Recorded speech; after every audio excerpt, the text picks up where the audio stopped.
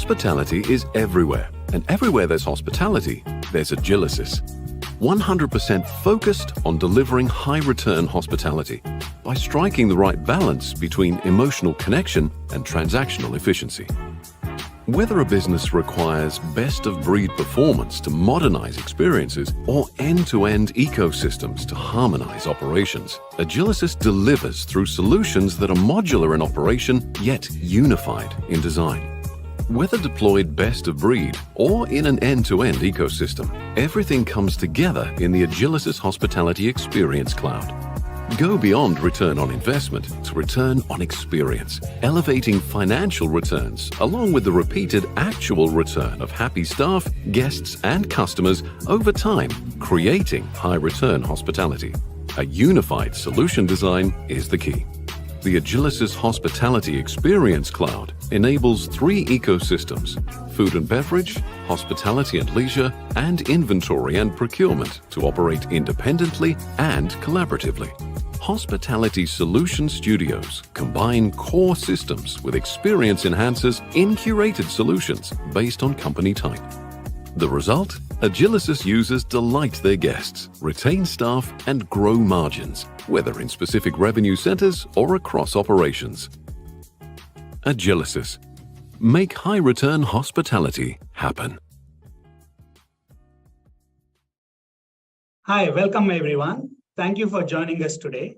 My name is Rohit Kori. I'm the Vice President of Product and Corporate Strategy here at Agilicis. Today, it's my distinct honor and pleasure to welcome you to the International Luxury Hotel Association's webinar on maximizing food and beverage revenue, strategies and best practices. I'm the moderator of this session, and joining me today is a distinguished panel of David Israel, who is the Senior Vice President at Hotel Venue, Mario Arkelian, who is the General Manager at Connaught Place in New York, and Azman Quadros, who is the General Manager at the Watermark Hotel. Gentlemen, thank you so much for joining us today.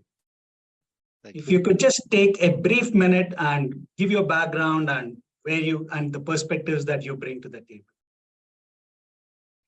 Mario, do you want to kick it off? Sure, I would love to. Thank you, Rohit, for having us at this very distinguished session here. It's a pleasure to be among you. My hospitality background now dates back to about 25 years. I started my career with Four Seasons Hotels in Beverly Hills. I spent a total of about 11 years with 3 different Four Seasons properties in the United States and Europe. I was lucky to be the opening front office manager at the Four Seasons Park Lane, which helped grow a lot of the industry career and knowledge that I have today. I've also spent about 7 years managing an upscale restaurant in Manhattan. And in 2019, I moved with my family to the Hamptons, where we have been living since. My position here at Connaught Place Inn and Cottages is the general manager. I've opened the hotel together with Mitchell and Greg Reckler, the developers of the project. We're located in Hampton Bays, which is a hamlet on the eastern part of Long Island, commonly known as the Hamptons. Very popular and very busy destination over the summertime. And I look forward to sharing my insight here with the rest of you. Thank you. Thank you, Mario. David? Hi, I'm David Israel. I'm Senior Vice President with Hotel Ave. I've been with the firm for a little over 14 years. The firm oversees about $10 billion worth of hotels on an annual basis, and everything from asset management to advisory to operational efficiency.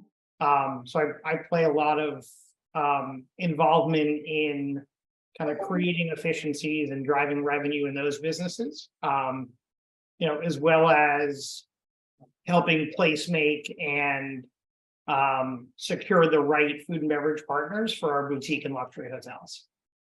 So, across the firm, we have wide varieties of, Four Seasons, Mandarin, Ritz-Carlton, Montage. And then I, personally also oversaw the build out of a lifestyle brand with Moxie between New York, Miami, and LA, with north of 40 food and beverage outlets and 6 different operators. So very involved and excited to hear everybody's insight today. Thank you, David. Azma? Good afternoon, everyone. Thank you very much for having me. David, I can tell you, I don't have as many hotels as you. Mine is a little easier. Too many. I've been in the hotel industry for about 30 years. I work for all the big brands, Sheratons, Hiltons, Marriott's, IHG. I most recently opened the Watermark Hotel in Tysons, Virginia. Tysons, a point of reference, is about 9 miles from Washington, D.C. We have a 300-suite luxury hotel. Underneath the hotel, we have a theater for 1,600 people.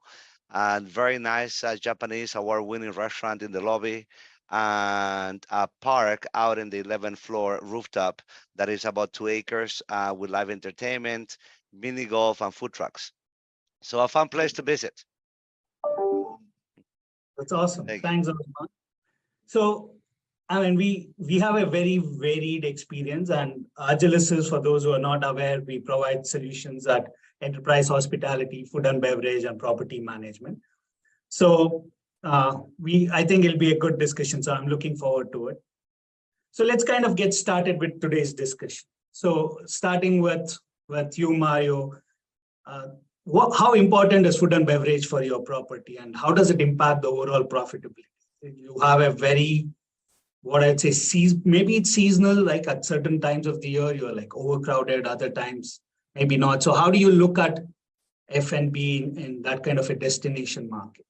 Sure. So F&B, Rohit, is crucial to the success of the property here at Canoe Place for a variety of reasons. In addition to the fact that we have Good Ground Tavern, which is our signature a la carte Mediterranean-inspired restaurant, we also have the largest ballroom and banquet event space in the South Fork. It can accommodate about 350 guests for ballroom events, for large-scale social gatherings, and so forth. There is no doubt that the food and beverage component plays a huge part for us. We only have 25 rooms in total at the property. So we have 20 rooms at the main inn and then 5 cottages.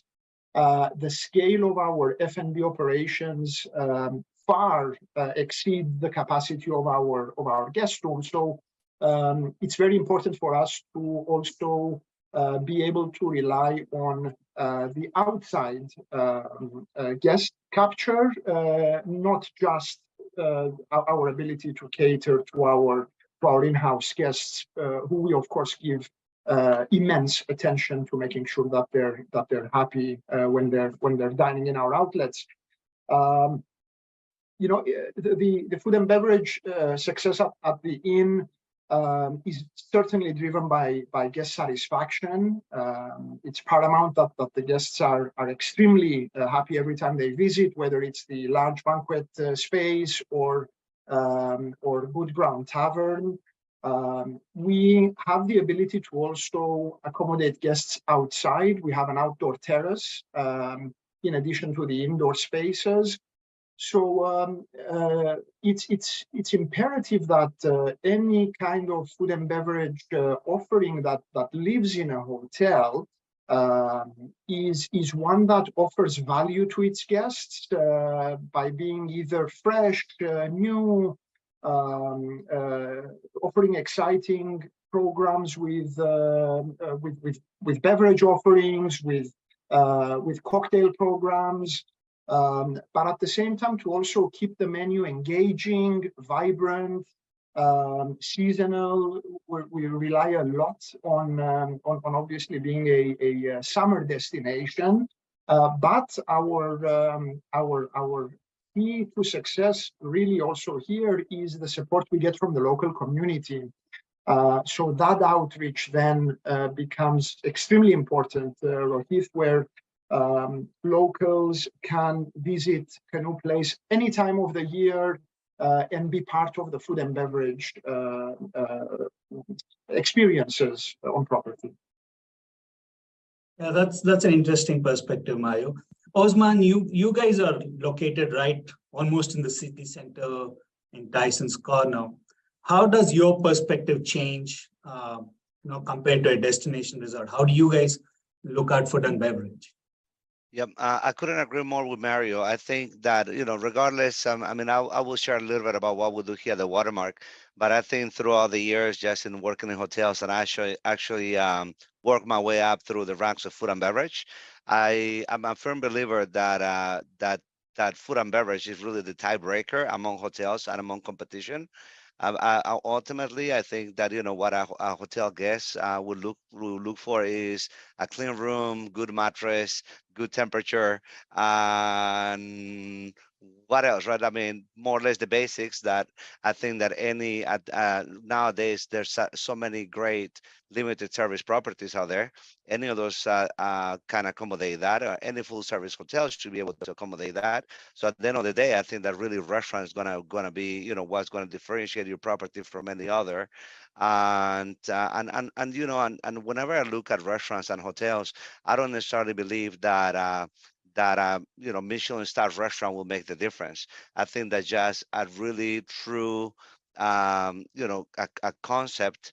Like I always say, if you make the best barbecue ribs in town, then you are set, right? I mean, as long as you make the best barbecue ribs in town, stick to it. Don't change it. Be proud of what you do, but do it perfectly right, and then everything else will come after. For us, we have a Japanese izakaya concept, which is pretty much just a tapas, Japanese tapas. And we have a theater underneath. We have business travelers during the week. We have leisure in the weekend because we have a really nice mall here in Tysons, along with some other concert venues and wineries. So we really kind of like, have all type of guests, but we just kind of like have this commitment to ourselves that we're not going to change it. We had a guest or organizations that ask us for a prefix theater menu, right? We're like, no, we are Izakaya, we are tapas, we're not going to change it.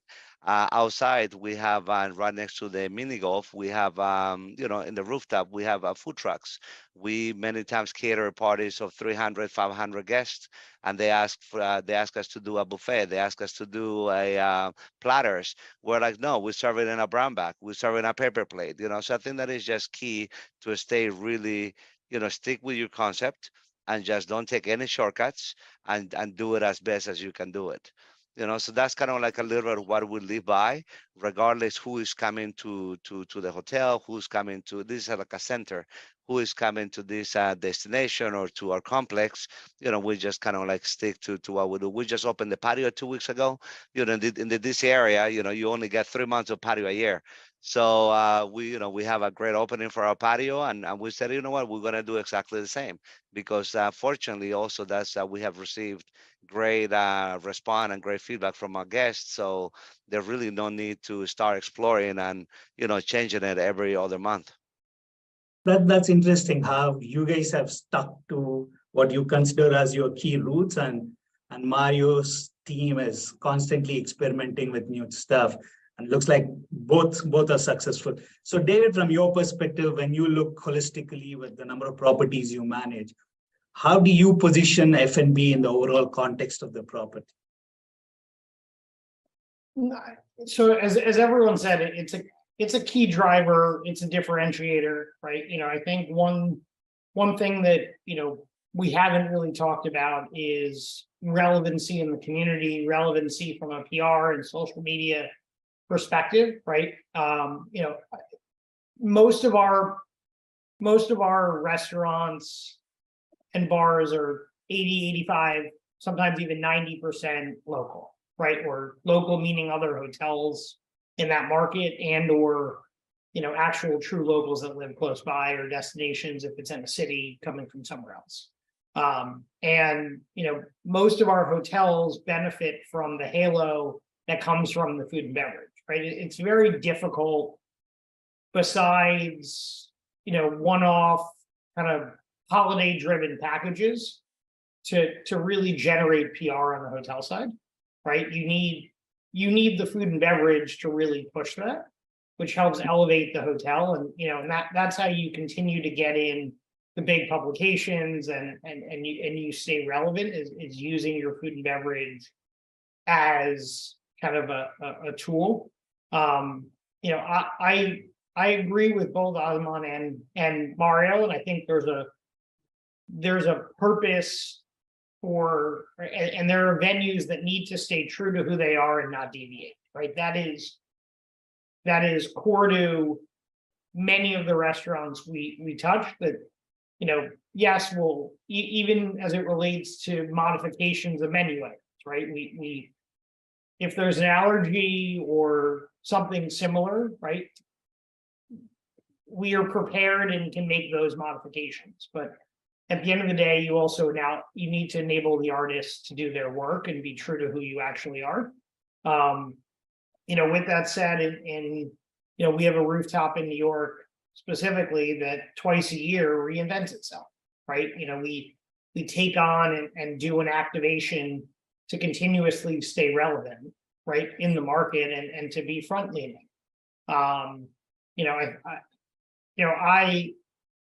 Similarly, we have some hotels with food trucks and other sources of business, and it's figuring out ways to use those as sales tools for catering and events. It's figuring out when you have numerous outlets in a property, where is the best experience to deliver breakfast and lunch, right? That's a constant struggle, right? How do you balance the hours of operations, and how do you balance the guest experience while also delivering a profitable endeavor, right? So, we, particularly coming out of COVID, we spent a lot of time figuring out how to deliver, for lack of a better word, smoke and mirrors, right? Having more venues open, but less kitchens open, right? So you could facilitate and make the guest happy with various different cuisines without having numerous venues really open.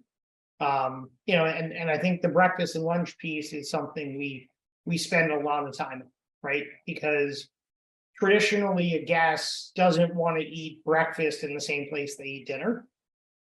And traditionally, the groups that can attract talent to staff a high volume restaurant, a bar, are not necessarily the same people that can attract people to work a coffee bar, right?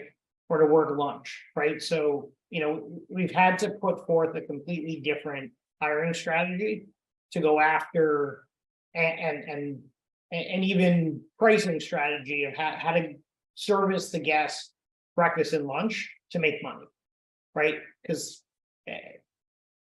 from a guest satisfaction perspective, breakfast and lunch, particularly breakfast, plays a big role in what Osman was saying of clean room, comfortable bed, great shower, right, great temperature, right? Being able to get coffee or some light breakfast is a big piece of that as well. And that's why some of the limited service hotels are very successful at what they do.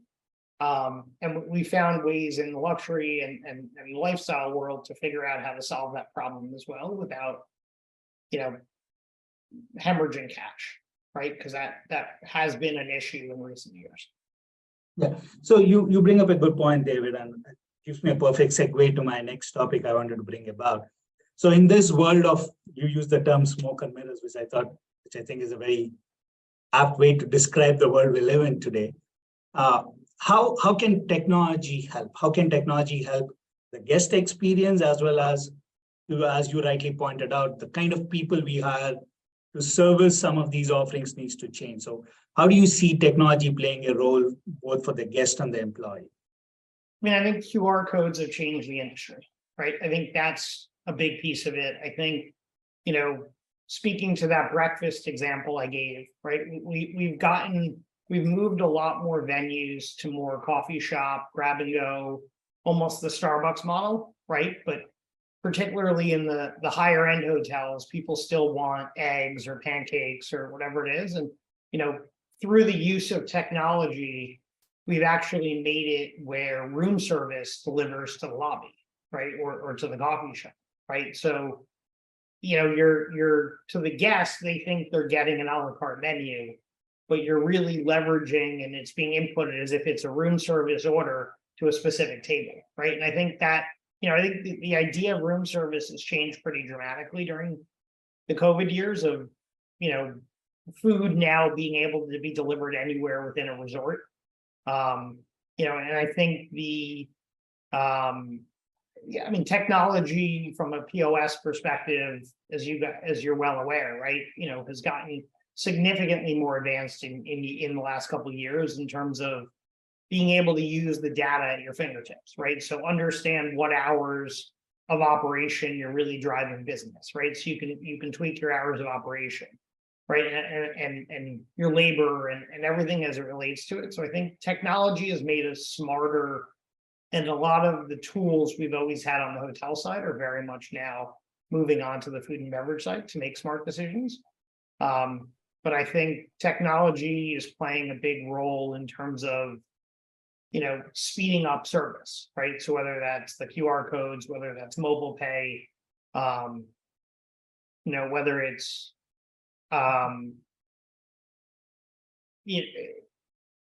we're experimenting with technology in the kitchens as well of certain robots. It hasn't been as successful as I think we all would like, but I think that's not that far away as well. Sure. Yeah. So kind of shifting focus, Osman and Mario, there's traditionally been this thought process that if you're a luxury property, people are coming there more for the service element, more of the labor-driven service element. How is technology fitting into that, or has that trend changed over the last couple of years? So how do you kind of balance that service element versus technology from your viewpoints? Mario, do you want to start? Sure. So, Rohit, in addition to what David said, which I completely agree, QR codes seem to be gaining popularity, no doubt, and they provide a lot of conveniences, right? I think both for the operator as well as for the guest. There is a valid point in the fact that perhaps a QR code takes away from the personal aspect of serving a guest, approaching graciously, taking the order, even an upselling opportunity is perhaps taken away from the presence of a QR code. Nonetheless, to your question, Rohit, of maintaining that level of high-end service, it really also comes down to the people who are actually providing that service, right? Someone has to take the order to the guest, and if the warmth is added during that moment of service, during that moment of delivery, it still could maintain a very welcoming and very high level of service provision, even though perhaps some parts in the steps may be taken away by the fact that we're using, let's say, a QR code in this instance, right? I see that in our operation here, we also use technology to help us in the heart of the house operations. So we use a software program to help us with inventory, with cost control, with food and beverage percentages. So it does have a very useful impact on our operations because it saves people time, right? It saves us from going around dedicating what could be a very lengthy process of taking down inventory on a daily basis or a monthly basis.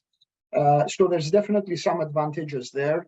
I think, more globally speaking, Rohit, technology helps also through social media in the PR side of things, right? Let's be honest. If we are able to run a successful PR campaign where social media is an outlet to help drive business, then great, great for the business, great for the customers that will visit it. So there's definitely upsides, no doubt. But if we stay, I think, true to as managers, as general managers or operators, on the notion that despite the fact that we have technology to assist us, that human element should never be taken away from an interaction with a guest. If anything, we add to it, then I think that technology can help us become even more efficient than previously and stay the course of providing a great level of service. Got it. And got it. That kind of makes sense, Mario. And Osman, given that you probably cater to a very wide segment of guests between people coming to the mall versus those going to the concerts, you guys see technology kind of being different for different segments of your guests? How do you guys view technology in the food and beverage space? Very much. Yeah, I think that right now, if there is any operation that is trying to run away from technology or is fighting technology, it's just like a waste of time, right? Because sooner or later you have to jump on the wagon, right? Yeah. Because that's just what's happening right now. I think that for guests, something that anytime I think about technology and innovation, I always keep in mind that is only good when it benefits the consumer. Right, I see a lot of operations that they just start with an app, they start with some QR codes, but it's like, is that really working for you or for the guest? Is that really working for the consumer, or you just thought that you were going to be cool having some sort of technology in your operation, right? So we have a whole lot of technology involved in our operation, but we also kind of like, again, I mean, something I have to say, a company that I respect a whole lot, obviously, in the hospitality world is Starbucks, right? I think that they have, that perfect hybrid that if you like, you can place your order via the app and it's waiting for you, or you can go to the counter. So they're really kind of being able to balance. And that's a little bit of what we try to do here. I think that right now the big pluses on technology is when guests, I think that the patient of a guest really, if before was, I don't know, I'm not making this up. If before was 10 seconds, now it's 5 seconds, right? If it was 2 minutes, now it's a minute. I don't know.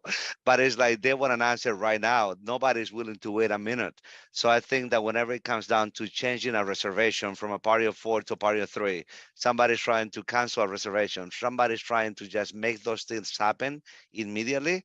I think that that is just kind of the huge value of technology. In our hotel, you can do mobile check-in. You can order for any additional items for your room via an app. We have our own app. When you come to Watermark, you download the Watermark app, and you can just, you can request whatever you need for your room, as well as, again, just, play around with different features we have there. Also, in the mini golf, whenever you are playing, whenever you go into the 18 courses, you can order a drink, and the drink is delivered to you while you are playing. So we have all that, and then also I think that, like Mario said, I think the back of the house is benefiting a lot from technology. Something that I see our team members really enjoying, especially on the restaurant and bar scene, where the age group of those team members is a little bit younger, is the fact that they can swap shifts through an app. The fact that they can request for time off through an app, the fact they get their schedules through an app, all that's really kind of like what I really appreciate from technology, getting away from the bulletin board that I have to call somebody to tell me what day I'm working next week. Yeah. So that's kind of like, I think, how I'm looking at technology at this point, and I'm truly just embracing it. Good. So to kind of summarize what all three of you are saying is, there's no one size fits all with technology, right? You need to give your guests the choice. And Osman, you mentioned Starbucks, where sometimes I want to talk to the barista and order. Sometimes I want that personal touch that Mario alluded to. And sometimes I just want to be able to order through my app and move on. So that kind of what I consider as an omni-channel experience seems to be becoming prevalent everywhere.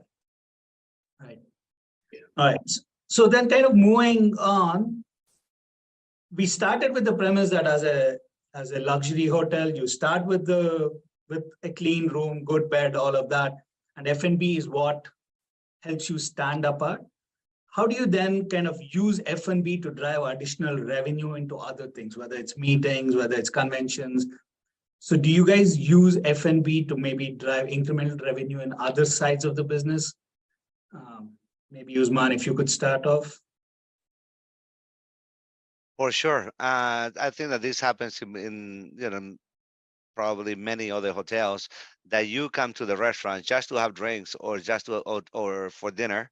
You just discover that we have this meeting space, and you discover the hotel because of the restaurant, and then now you bring your firm, back to the hotel to hold a conference, right? So that could be part one, the way to really benefit the hotel. Something else that right now we are experiencing is that perhaps that's a post-pandemic reaction, that guests and groups, they're trying to get away from that ballroom very standardized type of experience.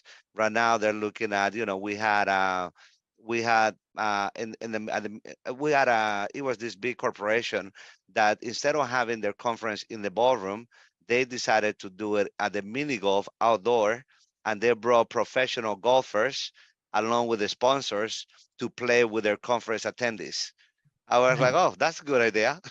I would never take the credit. They came out with it. They came out with the idea, but it was more just kind of like, I guess, that reminder that a conference and a meeting doesn't need to be round tables and classroom in a ballroom. It can be standing, it can be outside, it can be breakouts all over the place. So that's a little bit of how we're really right now mixing, all experiences to bring more revenues to the hotel. God, that's a creative way. And Mario, you guys drive a lot of weddings, I assume.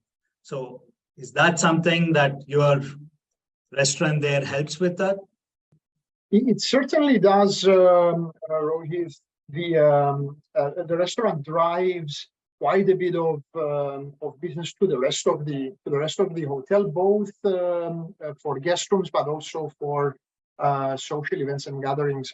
What has worked for us, particularly in the short period of time we've been open, and this is since August of last year, is during the cooler season, we have come up with activations and programming that drives guests to the Hamptons in times of the year where you wouldn't usually expect that to happen.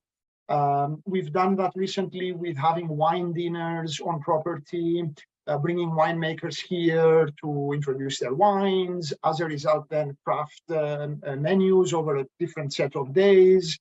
And that helps attract both local clients, but also people who would maybe otherwise not travel from the city or the tri-state area.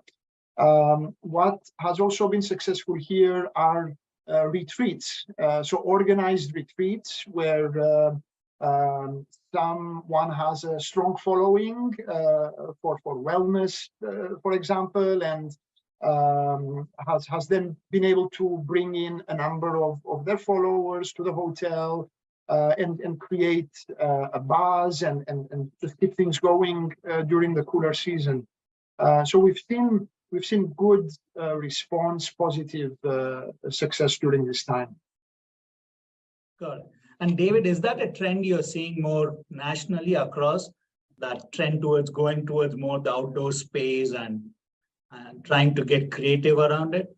Absolutely, right. I think the goal is to activate every inch of kind of your hotel, and I actually spoke previously on a food and beverage panel for ILHA a couple of years ago about how the cruise ship model is actually going into certain resorts and urban hotels, right? Where we're trying to activate every little inch of somebody's stay and add from a group various levels of breakouts and surprises and delights to see people through. But also, to Mario's point, if you're bringing people to a restaurant, whether that's social media, influencer, PR, or even finding ways that if you realize that there's a corporate business dinner, right, in the hotel, finding a way to show them the hotel, right, show them some guest rooms, get them a real tour, and really create a much more interactive kind of familiarization or site inspection, right? I think we've gotten better over the years in making site inspections much more inclusive of a property.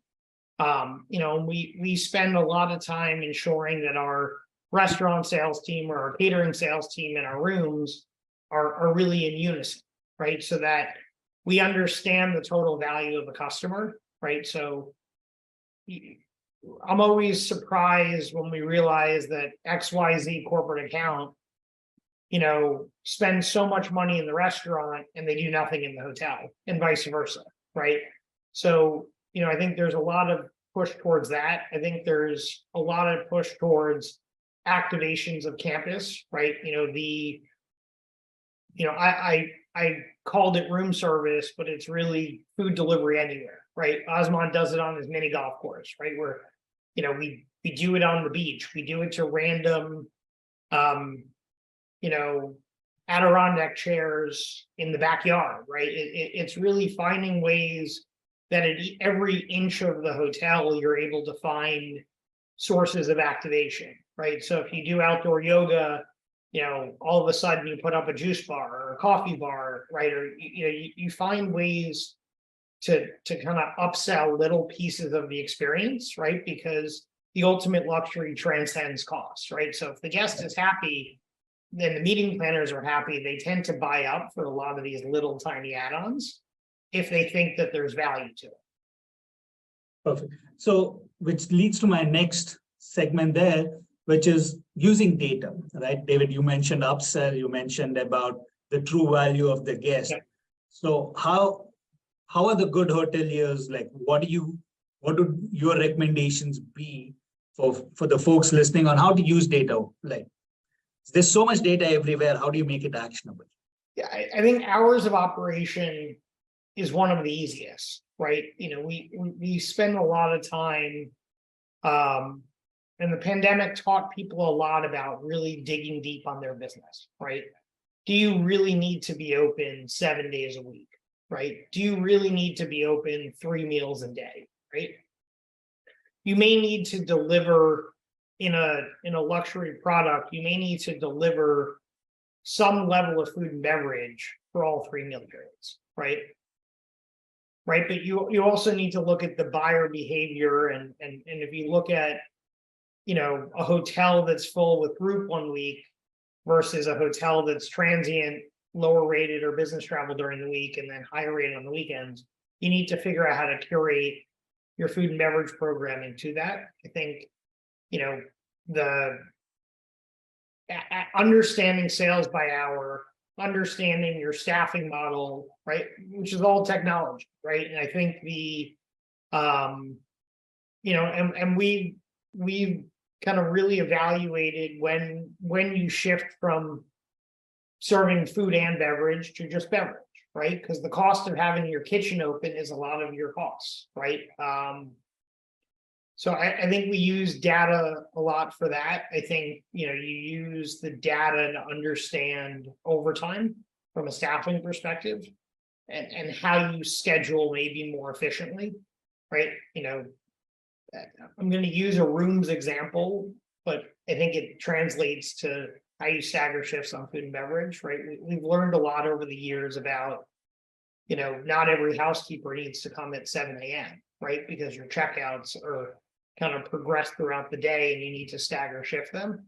And we spend a lot of time understanding that with the hours of operations of how do you split shifts and how do you kind of stagger staff accordingly. And, I think the data has told us, particularly in dishwashing and things like that we can allow the dish pit to pile up a little bit and things like that, based on the data, right, of how many covers it really gets there. And I think data has been great to Mario's point in optimizing a lot of the behind the scenes, right? You use technology to really understand what inventory is moving, right? And you use technology to say, my POS says this, but my inventory count says this. Where's the loss? Where's the spoilage? Right? It also proactively tells you when you need to run specials on the food side, right? Because a lot of our POS and a lot of our inventory systems say, your XYZ is getting towards the end of its useful life, and then you figure out how to push it. Whether that's through events or whether that's through specials. Yeah, so thank you, David. So Mario, Osman, from your perspective, as operators, how much do you use data in your daily decision making? And part two to that is, how much is that pushed down in your organizations at various levels? We use data extensively here, Rohit, as it really relates to food and beverage on the back of house reporting that we touched on earlier. That really for us is the game changer. It's a huge differentiator that we use it on a daily basis and religiously, both on a property level, but also on an owner presentation level, right? We share this information further up. But also down to the property level, it's something that we discuss with our assistant department heads and make it talking points enough for them to understand how data helps us run a more efficient business. Also, when it comes to rooms operations too, we have certain software programs that track optimum performance, that track housekeeping performance, right? To David's point, what are the hot times when guests depart? Around that, we build housekeeping schedules, and granted, things shift significantly to where that's not necessarily what drives us, but it helps us make better decisions because we rely on intel that is provided as opposed to trying to guess things ourselves. And Osman? Yes, sir. I mean, probably I don't have a whole lot more to add because Mario and David covered it all. But something even interesting, that I mean, I think that most of us, especially on the operation side, things move really quick with technology the last 10 years, and we've been, of course, just I think that in operations, you are always too busy just trying to figure everything out and trying to make things happen. So, I mean, I continue to see the amazing tools that are out there that, that many times I think that people that are in operations, GMs or, regionals need to continue to do more, right? I mean, right now you can get reports to see at what time of the day guests are using most of the Wi-Fi, right? I mean, it's kind of like, okay, I mean, even that, but it's like, it just help you solve those problems of why either the internet was slow, or you can say maybe that's kind of like when also people are ordering, guests are ordering room service, right? That's 7 o'clock, 8 o'clock time. So again, I mean, I think that data is there, but it's always is gonna be as good as you use it, right? And I think that sometimes also a lot of data overload. Right now, not everything is always useful. So I think at the end of the day, you really have to just kind of like sort all the different things, and also, I mean, you're talking also about manpower. All the data is there, but we don't have sometimes all the manpower analyzing everything that is happening. So then I think that is a combination of truly just educating your leaders to make sure that hey, they have access to it. Right? Many times there's data, but they don't have access to it. Make sure they have the access, make sure they understand it, and then making sure that actually, I mean, it will be useful for them. So that's a little bit about, I think, of what I do is just sorting things out and trying to just cut it in pieces to see really what's useful for what department, for what leadership. Yeah, and I think it's important, and Rohit, I think it's very important for the operators to put pressure on groups like you guys, right? To be honest, right? Like I think it's very important that the operators are clear to their account managers of like, this is where my pain point is, and I need help solving that, right? Or, I need to figure out, Osman, to your point, like, I want to give the data to my shift leaders or my right that's pertinent to that, right? So pushing back on Agilicis or whoever it is to say, this is the pain point. I want these dashboards. What dashboards have you provided in a similar situation? And 9 times out of 10, there's something off the shelf that they're very comfortable giving. Yeah. Yeah, I think that the two things there, David. One is, like you said, providing relevant information at the right context at the right time and making sure like it's actionable, right? There's no point, to Osman's point, of just dumping a bunch of data on somebody's desk if then expecting them to run with it. But it sounds like David, you started with it saying we probably are moving towards the Moneyball trend in F&B, right? Where every little piece of data, every little square foot of property needs to be analyzed to make sure we are maximizing the potential. Yep. And the restaurant business is a penny business, right? Yep. You know, I'm very close with someone who ran a many multi-unit operation, who used to tell me that if he could save a penny per guest in the salad bar, it would save him like $1 million a month or something, right? And it all adds up, right? And I think the margins, unlike the room side, are so tight that you need the data to make really smart, quick decisions that ultimately don't affect the guests, right? We've gotten really good on the hotel side of operating leanly, leveraging technology so that we can focus on the service side, right? And I think the food and beverage industry is catching up quickly, but you know, there's a lot more small details on the food and beverage side that there's a lot more loss, there's a lot more spoilage, right, than you have on the hotel side. So you just have to be really data focused. And to everyone's point, you need to have your eye on the prize, right? Because if there's too much data, then nothing gets decided. Yeah, and speaking as as a provider of technology, I think that's our biggest focus has been is how do we help and make all these data that our systems are generating relevant for the operators, so the Marios and the Osmans of the world can use that at the right context at the right time. So kind of, we are coming towards the close of this thing. So I wanted to just kind of wrap this up with asking you guys, where do you see the future going? How do you guys think that hotels can continue to stay relevant and profitable with all the geopolitical news and the talk of recession or non-recession, everything that's going around?